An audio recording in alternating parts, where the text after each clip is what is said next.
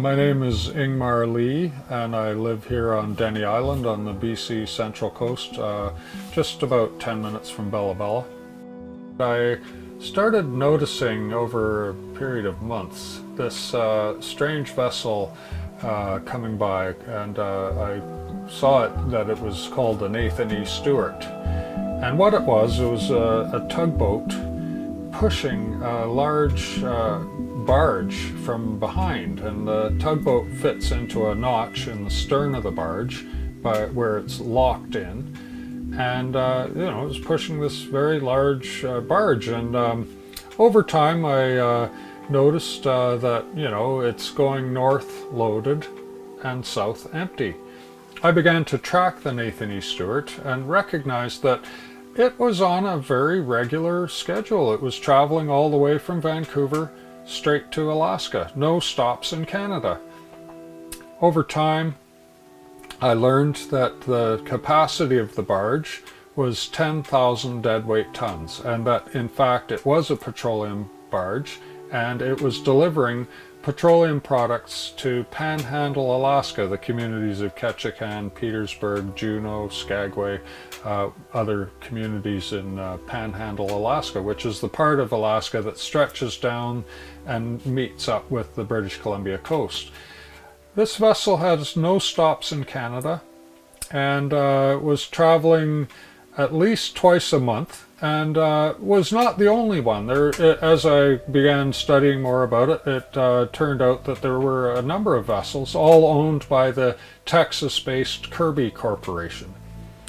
As I became more familiar with the AIS system, I could predict when it was going to pass Bella Bella here, and I would jump in my skiff many times and go out and film it going past Bella Bella, and make comments like, American petroleum tankers out of the BC Inside Passage. You shouldn't be here.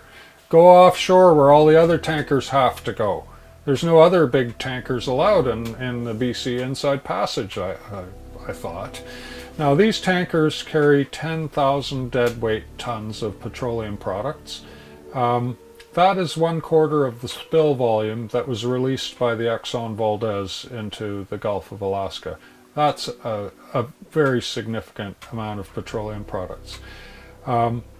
They carry domestic fuels that are used by everybody, just in their cars or in their heating their house, or whatever people use domestic fuels for. This is the type of product these vessels are carrying. And they're carrying as much as 500,000 deadweight tons annually up the coast, probably between 30 and 50 trips a year up the BC Inside Passage.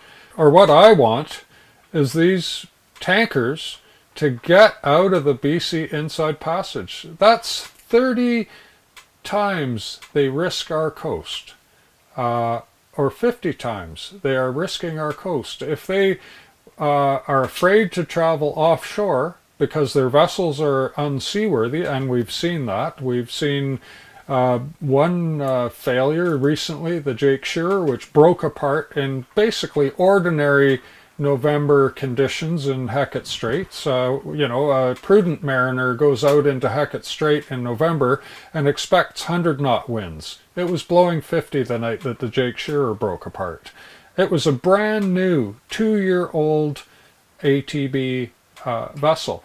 And then a year and a half ago we had the disaster, a catastrophe of the sinking of the Nathan E. Stewart, just about 5 miles away from here in Seaforth Channel. A year and a half since the Nathan E. Stewart sank and spilled what they claimed to be 100,000 liters of product into the sea. Those areas are still off limits to fishing or shellfish harvesting or anything. Like, people around here can't go to where they've always gone for 12,000 years to get their food. They can't go there. It's shut down by DFO. That suggests that that area continues to be poisoned by that disaster. These vessels are unseaworthy. They're dangerous. They are risking our coast. I say they need to get themselves a proper seaworthy tanker like an Aframax tanker, and go out Juan de Fuca, 20 or 30 miles offshore, up to Alaska, and then unload their product from there however they will, lighter it off into smaller vessels and distribute it to their communities. But get out of the BC Inside Passage. They offer nothing to Canada. There's not a single Canadian sailor on these vessels. There's no Canadian pilots. There's no stops in Canada. It's a direct voyage all the way through.